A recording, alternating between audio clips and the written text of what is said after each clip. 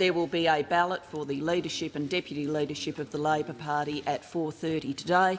In the meantime, take your best shot. Madam Speaker, I have a further personal explanation to make today. It better be better than the first two.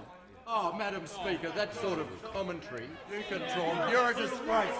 Madam Speaker, the Leader of the Opposition is the Mr Potato Head of Australian politics. Slept right through the critical vote. He was drunk. Well then, luckily the leaders of the country know how to behave themselves. My name is Michael Murphy, and this is episode 6 of Vacilando, a Purpose Topography Project podcast. On the 3rd of May, we saw many compelling storylines as votes were cast in the Australian federal election. On that Saturday evening, after a result was called by the iconic and outgoing Anthony Green, we heard a concession from the then leader of the Liberal Party of Australia, Peter Dutton. Earlier on, I called the Prime Minister to congratulate him on his success tonight. It's an historic occasion for the Labor Party, and we recognise that. I congratulated the Prime Minister and wished he and Jodie and Nathan all the very best, and I said to the Prime Minister that his mum would be incredibly proud of his achievement tonight, and he should be very proud of what he's achieved. What followed was an acceptance speech by the second-term Prime Minister Anthony Albanese that was punctuated by a moment where he called the crowd to account for their chiding of the opposition leader. A short time ago, I spoke with Peter Dutton, who has, of course, conceded defeat. And I thank him. No. What we do in Australia is we treat people with respect. So has the corner been turned? Have we moved away from the vitriol and petty name-calling to a kind, respectful present and future? I think even the most radical optimists may not see it that way. For now, looking past the heightened tension of politicians at their worst, I greet a very relaxed-looking Paul Kidson and ask, how are you going? Much better than I was an hour ago. Okay, tell me about your hour ago. Well, I went to the beach and I had a swim. It's 24 degrees in the water here at the moment. That sounds delightful. It was absolutely delightful. There's not a cloud in the sky. My wife's gone off parent-teacher interviews last day of term. We're going to pick up our grandson who's come to stay with us for a week later this Savo. And I was feeling a bit moochy and I went, you know what? I'm going to go to the beach. I'm going to have a coffee and I'm going to have a swim. So I did. Well, congratulations. What lovely self-care. You can't see it probably, but my T-shirt is... Yes. Oh, yeah, you can a bit. Yeah. My T-shirt is still wet. That's a really beautiful start to the day. Yeah, it was. Look, we are very privileged to live where we live. It's no more than a 3-minute drive to the water, to a 3 or a 5 minute, depending on which beach you want to get to. Both of them are terrific, and I lashed out and I had a bacon and egg roll while I was down there as well. So not doing quite my dietary requirements. It was just a bit more of an indulgence, I'll have to be honest. Holistic health is always important, right? Yeah. Well, that's right. Partly because, the last 2 weeks, I think I've worked, 12 days or 11 days almost without break. Because having started with the release of the data, that was, just chaotic. And then I went from there to New Zealand for 2 days to do some stuff, came back, went to Melbourne to teach for 2 days, came back, and it's just been frantic because, end of term, my own writing has suffered from the last 2 weeks, which is annoying, but I'm going to get on and publish something today. So that's why I was feeling moochy. The data Paul refers to is the data from the Australian Principal Health and Wellbeing report, and we've seen and heard Paul nationally after the release of some pretty grim data. But let's slow down. Let's take a moment, because this work is exceptional work and it should be celebrated. Congratulations to you on was it March 31, the big day? Yeah. It was a big day. How did that feel? It's always mixed because it's hard material to deal with, but it's an enormous privilege. When we, as a team, when we divvy things up, the guys that I work with, they are extraordinary researchers. Herb Marsh, 450,000 plus citations of his work. A global rock star of educational psychology. Yes, so humble, but they don't they'll maybe do some if the journalists send some questions, they'll write some answers and send them back, but they don't get out and do, town halls. So look, the first one was Sally Sarah at 6:15 in the morning. And then there are 11 on the trot after that, including a stint down to the ABC Ultimo studios for, live tour with Melissa McKay, and anywhere in between. I think between the pre-release and those, there's probably again close to about 20 different interviews. The last one of which was actually Tuesday this week, Northern Territory, ABC Northern Territory. So that's, it is a real distinct privilege, because I get to shape a story, a national story, to a whole bunch of people who, hopefully will be able to do something about it. I've been very blunt politically this year. It landed, we always knew there was the potential for it to land in an election campaign. So one of the look, you got fairly standard lines that are run through, one of which is, don't take these people for granted.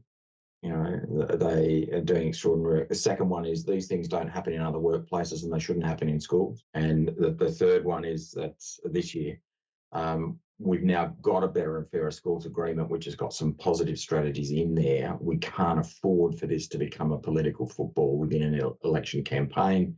We need all sides to come out and unequivocally, unambiguously back it. In the clearer air, sitting outside of an election period now, it's time for Anthony Albanese, Jason Clare, and all political players to live those words that we heard from the returning Prime Minister. In Australia, we treat people with respect. The thing is, this isn't new. And so how is the data received when Paul shares, in some cases, the same story? Because, when people kind of go, what sorts of violence are you subjected to? I can tell plenty of anecdotes. But one of them is that, I go outside and there's a group of Year 9 kids having a scuffle. I physically have to get in the middle of it.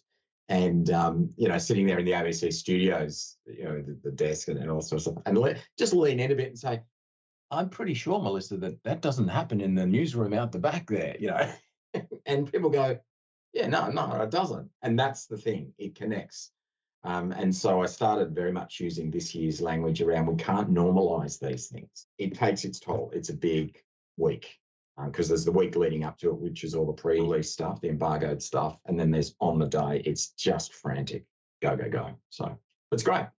I think that's one of the things that I value most about reading it and hearing you speak about it is that kindness, the advocacy, and the pragmatism that you kind of balance through it. It is about making sure that we're treating these people with the respect and kindness that they deserve, but also not pie in the sky kind of asking for the world to flip irreversibly. It's here are some things that are just fundamentally not acceptable, and we need to advocate for that. And I really love the way you present that, both in your writing and when you speak to it as well. Thank you. That's very gracious of you. Some of the things that I really drew out were the keywords of role clarity, the need for support, and there was a real focus of like the role the system plays in the data. Those were kind of the three keywords that I took out. What are some real keys that you took out of that work? Yeah, look, I think you're spot on. There's only so much that systems can do and that policy can do. And there's a personal responsibility that leaders need to exercise within that. You and I have talked previously about what systems can and can't, will or won't do. There's no magic wand. I think what systems can do is can reduce the volume of work and its pace. Because that's their remit, they develop curriculum and funding and all those types of things. But in the midst of that, there is, I think, a disappointing lack of bipartisanship from some families. In episode 4 with Julie Sampson, I spoke quite a bit about coffee. I have an ordering system where if I really trust the barista, I'll get an espresso or a flat white. If I don't think the coffee is going to be great, but I want to share that time with a friend, then it's a cappuccino for me, hoping the dust of the chocolate will cover all sins. That's my grievance procedure in a cafe, but that's not really how the world works. If you go up to a school with a concern, there are good grievance handling processes. There are good complaint processes in place, but you have to participate in them. You can't just go in, and the example I chatting with one chap who's, a bit jocular. I mean, one of the other things I enjoy about the work is you've got to really get the register of your audience. And the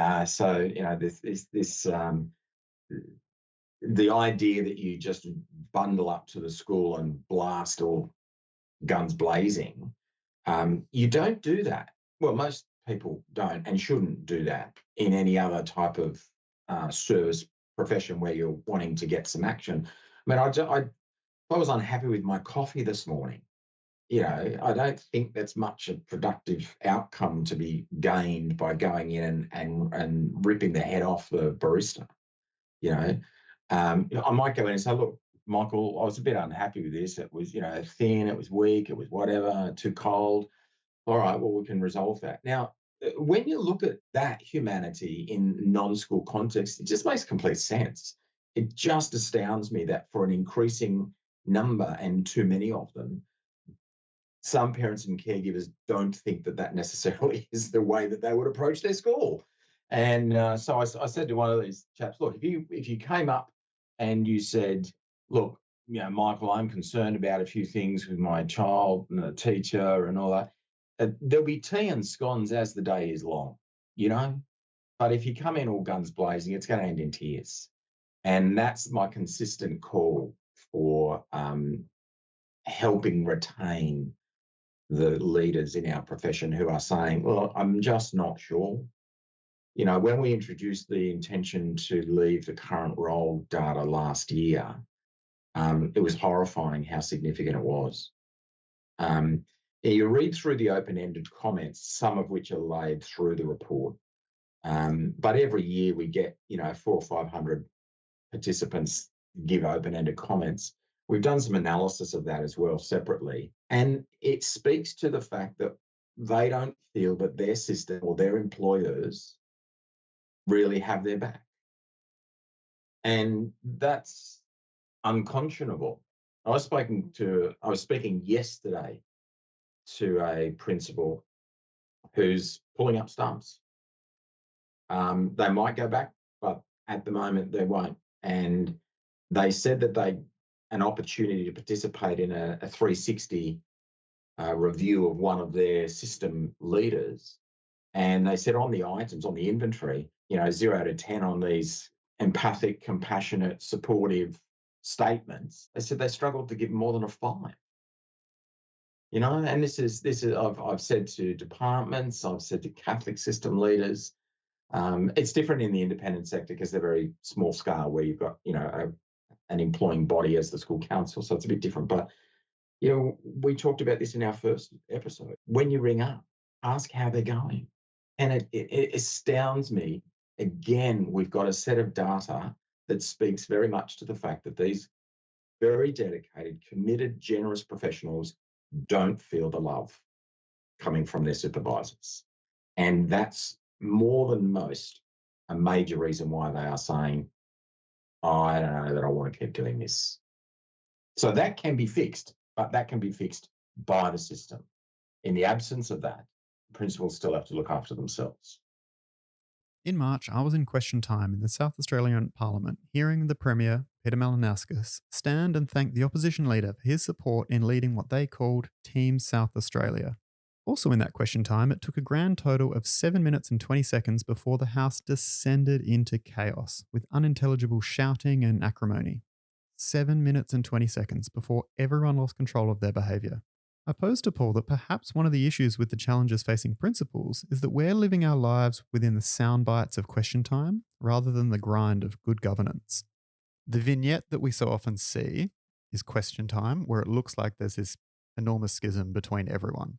But the reality is that's not how the country is being run. And the feeling I get from schools is that relationship, that bipartisanship has sort of become question time rather than become the whole politics. Is there a sense that you get that we're getting that sort of that intensity around the relationship where rather than thinking how can we best continue in a relationship over the course of the next 13 years, we've actually got to the point of everything needs to get solved in this 1 hour? Broadly, I think that's got some cogency about it. The metaphor, and it is very deliberately connoting the political bipartisanship for probably some of the reasons you eloquently articulated. Let's be really clear. There are thousands of schools and hundreds of thousands of teachers for whom, and principals, for whom this is not the sticking issue, right? They work really well. School communities do a terrific job in engaging parents. Parents are very supportive. There are myriad examples of where it's not that strain. But the concern that comes through the data is that the trend is going in the wrong way. So if we saw the trend going in a better way, great. But the data is also saying there's just too much of it. So we've got to reduce it. Parents are, generally speaking, wanting good things for their children. Schools invariably want good things for those same children. We differ about what that can be. And I do have some serious concerns about an unwillingness that parents would say or evidence toward a school that is critical and judgmental and abusive in ways that they would never do to their doctor. You turn up to a medical appointment and I said, well, Michael, that might be your opinion about what's wrong with me. But let me tell you, I really know because, I've been sick myself. I know what it's. I mean, it's lunacy to think of that. And yet too many parents will come with this view, what would you really know? You're just a teacher or, you're just a school principal. You don't know my kid. I happened just this morning when I was getting my coffee at a cafe where I got it from, there was just the first day for a lot of kids in New South Wales to be on school break. We're in a tourist area and these people clearly are not local for reasons I won't bore you with.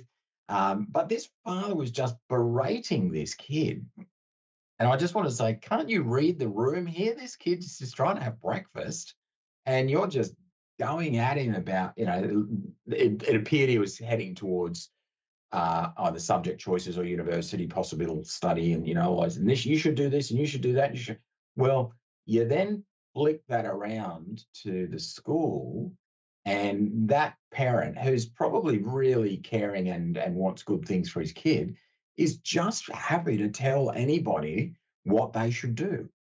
And that's part of the problem. When we come together, I've had principals say to me that until they've had to produce physical evidence, sometimes even to closed-circuit television video, that parents abjectly refuse to believe that their child's made any contribution to whatever this particular issue is.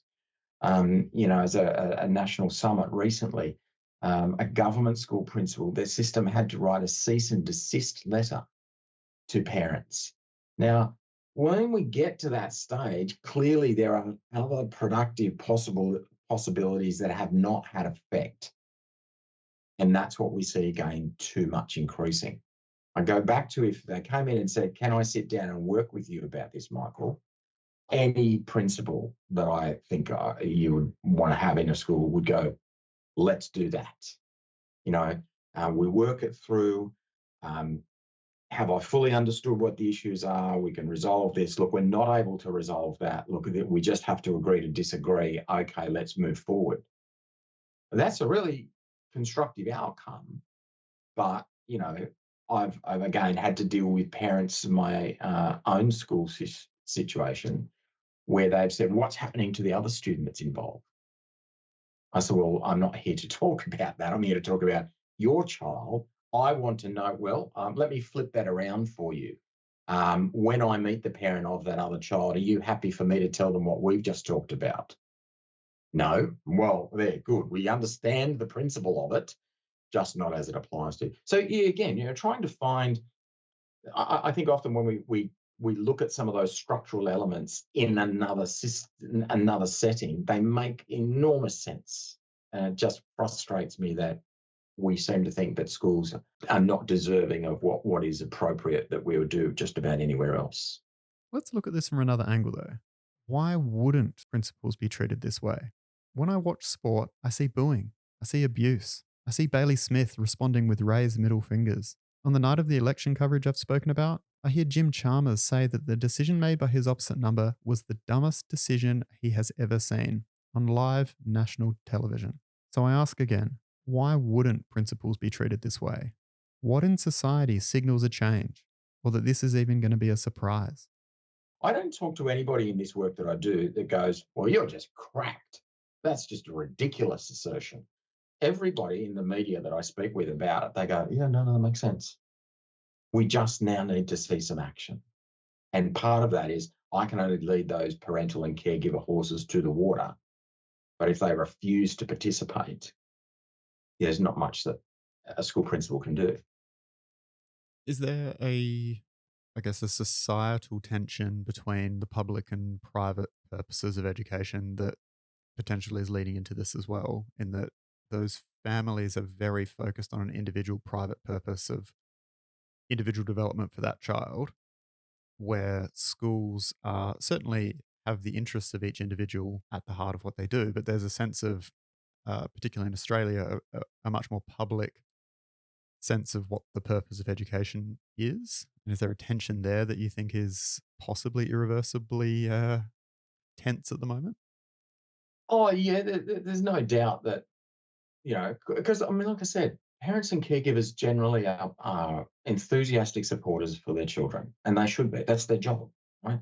Ironically, we saw when that was stressed during COVID, many parents saying, oh, look, when can I get my kid back to school? I've had a gutful of them, one journalist said to me, you teachers deserve $1 million a year, because she was only looking after 2 kids for a few weeks, But that didn't last long. No, that's right. And that's what we're saying. Unfortunately, those positives then evaporated fairly rapidly, and we went back to, some poor things. Look, I think, yes, there's a societal issue, but I think also we are at a state, going back to the body politic analogy you referred to, because the vignette that we only see is question time. That is what people think it is about. When we see what's going on geopolitically at the moment, we see bullish, aggressive, confrontational behaviour normalised. Is that a concern? That's a profound concern, because kids learn stuff by looking and saying, oh, I see, I'll do some of that. And if they're seeing their parents do it, and then they're seeing their civic leaders do it, and then they're seeing, global leaders do it, why are we surprised that they would then start doing it even more at school? It's thoroughly understandable. We're fortunate enough to be walking alongside 3 exceptional principals who don't feel like they're on the verge of quitting. So is it the support, the reflection, the self-care strategies that they share with us that stops them being part of the data? The question that puts people into the sort of data that we reported is when that's not present. The person I was referring to, who I spoke with yesterday, they're not retiring, they're leaving the job. They're a really good person. They're a good principal. And they've done the work for over 12 years. But they're just saying, I don't want to keep doing this, even though I love it, because I don't get this broader support.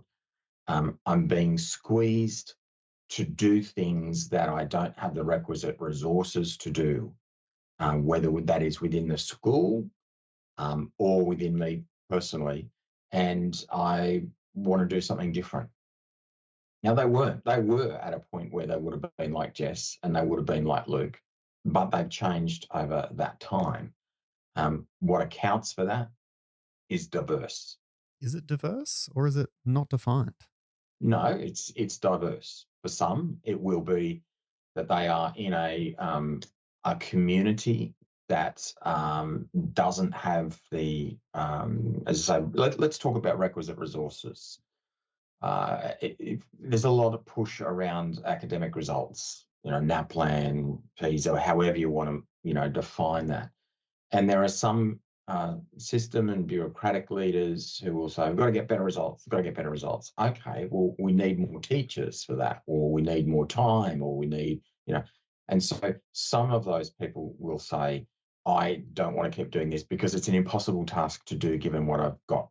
to work with. There'll be others for whom they'll just say, this has taken too much of a toll on my personal health.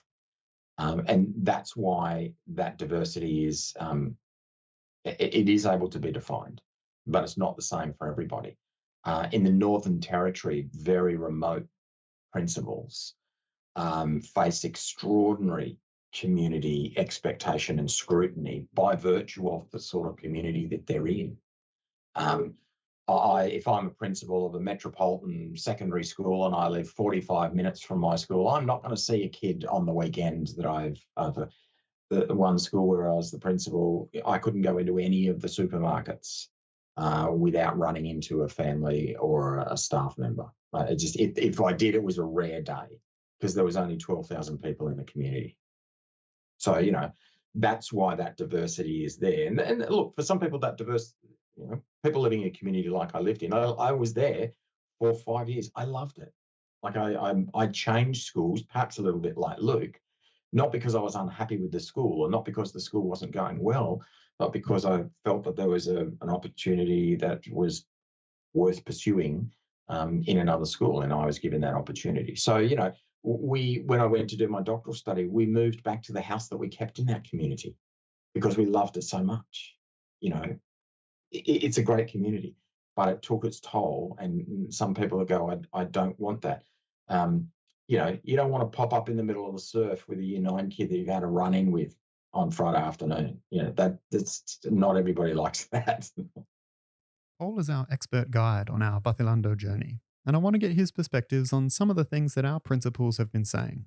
That's typical of a day for a principal in an independent school, any school, but my experience is independent.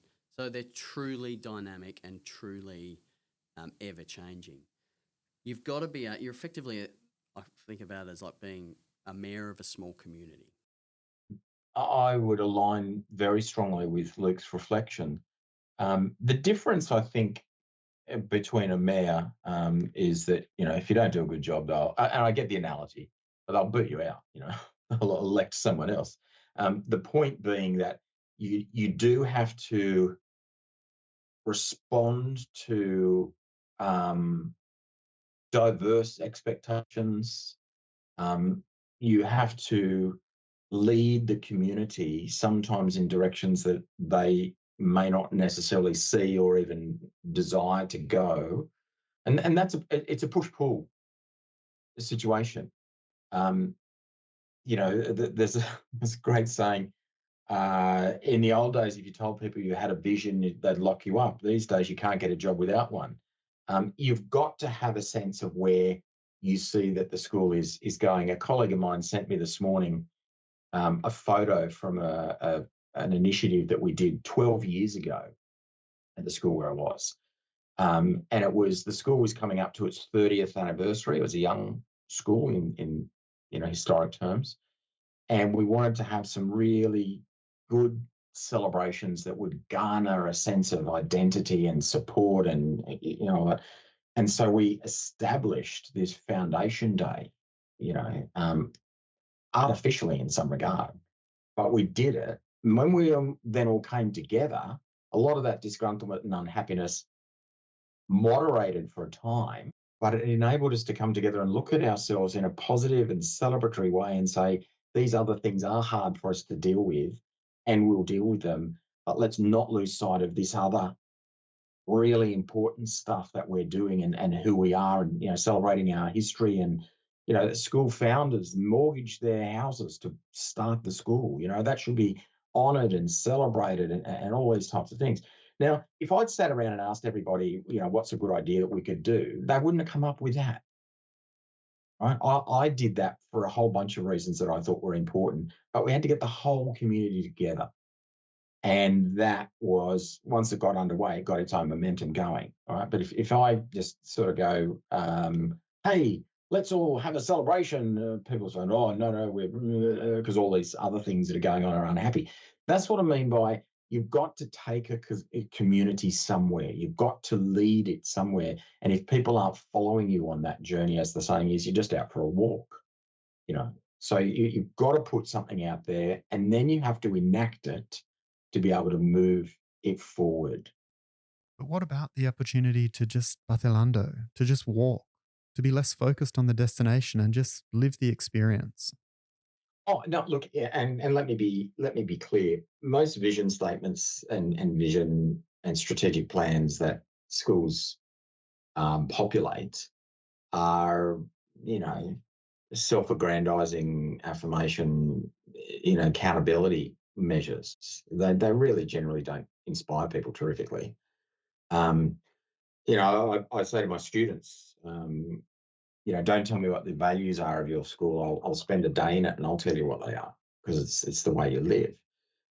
But when you have a choice of doing X or doing Y or doing nothing, that's coming from a place where you see something that's meritorious in that. So therefore, there's a point of why you would go and do that. I got up this morning a bit weary. I had a choice of whether I would go to the beach or whether I would just stay home and mooch around and have a coffee through my Nespresso machine. I chose to go and do that because it was life-giving for me to do that.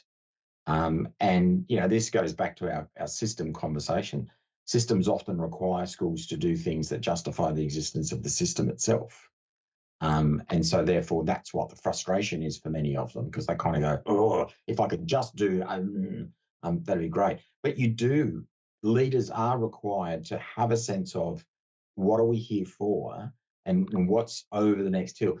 I suspect you might enjoy wisdom from one of my outdoor ed colleagues from years and years ago. They had a shirt for the outdoor ed group, and it was on the front of the shirt, it said, what's over the next hill? And on the back of the shirt, it said, another hill. That sense of going somewhere across topography, across, sailing across the great open ocean, wherever it is. Ocean sailors have a saying that if you don't know where you're going, any wind is fair. I quite like that. I thought you might. Let's hear again from Jess. So I had seen it in that system and I had seen it as far off and obtainable because I think education tends to have a hierarchy of steps that you should have filled. I'm a beneficiary of having jumped a few. My own journey wasn't as prolonged as others. My first principalship I took up at the ripe old age of 35. But partly that was because I went to a rural community. I think it's hard. I mean, there are fewer people that are interested in, being in those sorts of communities. When we left Sydney, which is where I'd grown up and spent most of my life, we first moved to Central West New South Wales. And I did assume at that stage that I would just do 5 years and then go back to the city. I haven't been back since. So that's my journey. But I think there is a general path that people will take, and it will often go through either a curriculum framing or a pastoral welfare framing. And so depending on what the structure might be, if I'm a head of department and then I become a director of curriculum or deputy principal and then principal, that I think is a reasonable expectation that people have got that. Having said that, nobody comes to the job fully formed.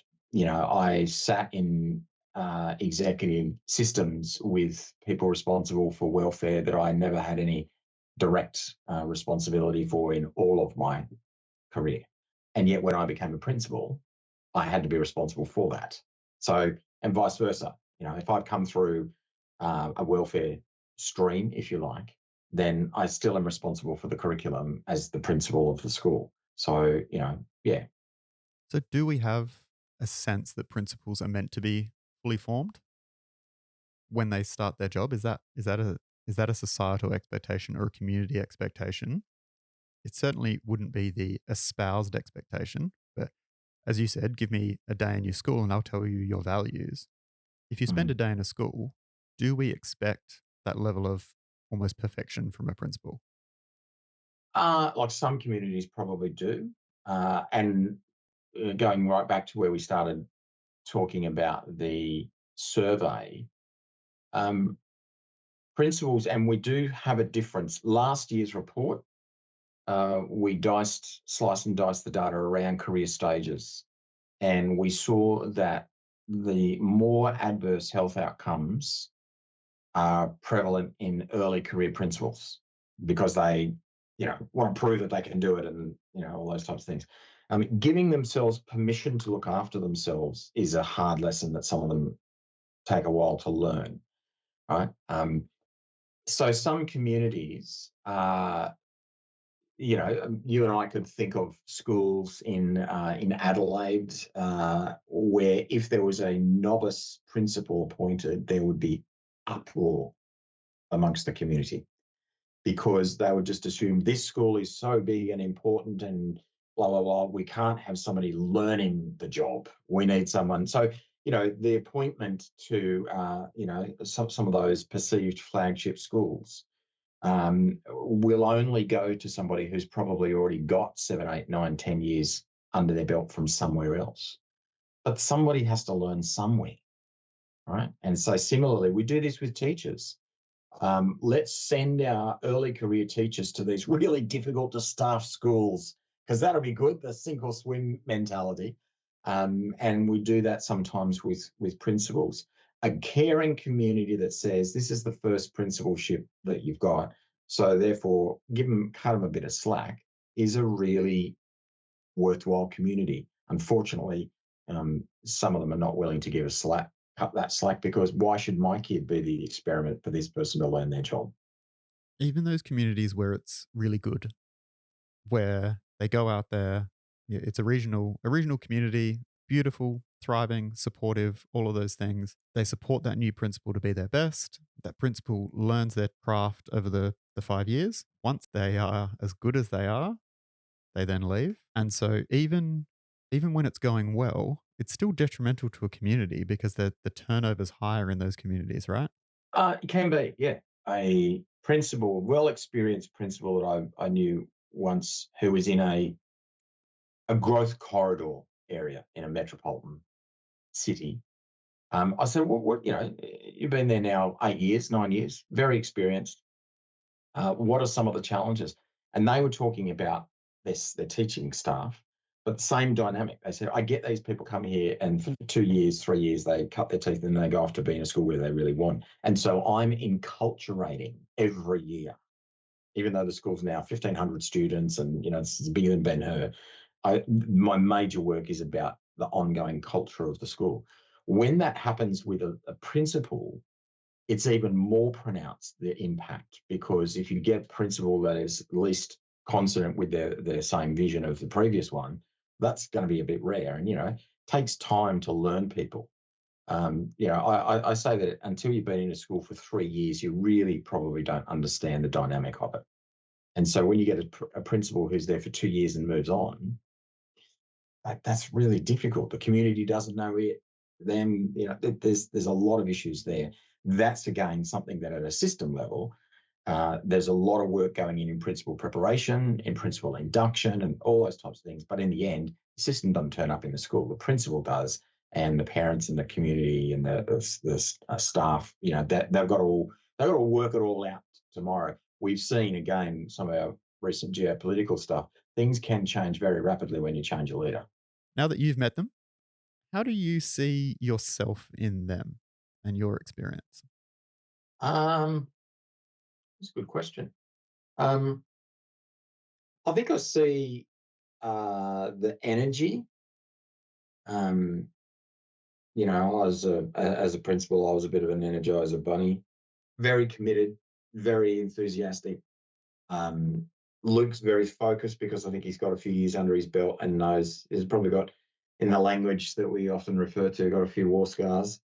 And that, that changes some of the ways that you think about things. Early career principals, sometimes can be in a hurry, and that sustainability is that challenge. So, yeah, I certainly resonated with a lot of their energy. I liked, they sound like people that I'd love to work for, and I think that's testimony again to what good leadership is about. All of us have got limits and limitations and, downsides, But overwhelmingly, if you kind of go, yeah, that's a person that I'd like to work with, I gain energy from being around people who are like that. And so I would go, oh, that's really cool. And that's one of the first pieces of advice I would give myself when they say, I'm looking at another job. I go, well, who's the principal there? What do you know about them? You know, do you like the way that they view the world? I don't know, they're just the principal. All right, we'll do a bit of work about it. And certainly when you're talking about becoming a deputy or a senior executive, you got to know what you're signing on for. And by and large, that is the way the world looks to the person who's the principal. A wise principal said to me one time, they were head of a multi-campus school. So there's a secondary and 2 primary sections on different campuses. So 3 different campuses. And I said, what's your relationship between the heads of campus for each of those? Because there was a head of the secondary and the 2 heads of the preps, and this person sat as a executive over all of them. And he said, they are the leaders for today for their campus. I'm the leader for 5 years from now. So 2 key takeaways. It's time to come up for air, and let's think about where they're looking to. How far in advance would be interesting elements for us to explore.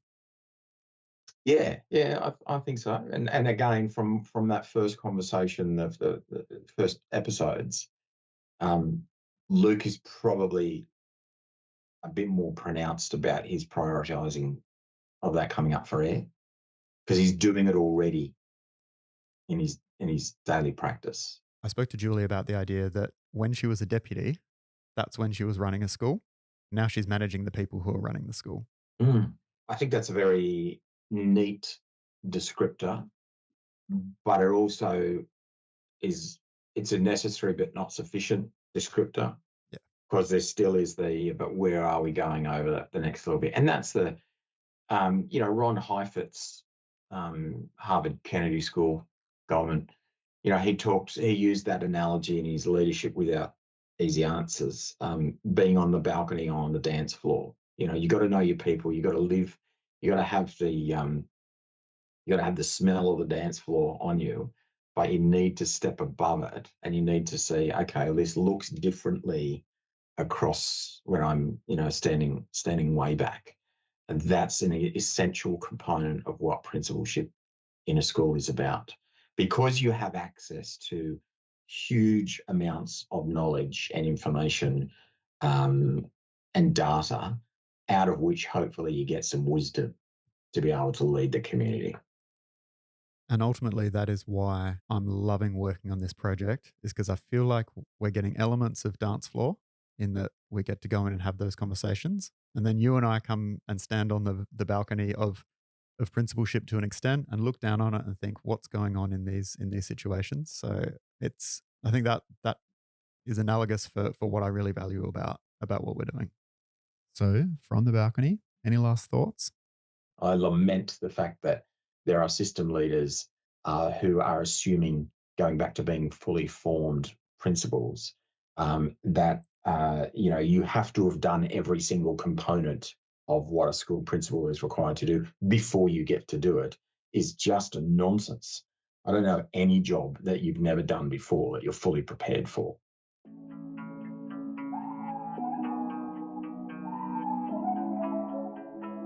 And so as we embark on a new term of Parliament, a new school term, we look forward to a journey of growth, development and reflection from our principals. Thank you so much to Dr Paul Kidson for walking us through the Australian Principal Health and Wellbeing Report, and for giving us permission to grow in our roles. Next up, we meet again with Jess Chesterfield from Uranley Primary School for a very memorable chapter in her first year as principal. Please look out for our other projects that I'm working on at the moment with the ASIL Middle Leaders Summit, as well as Dear Stardust, which is not to be missed. My name is Michael Murphy, and this has been episode 6 of Vacilando.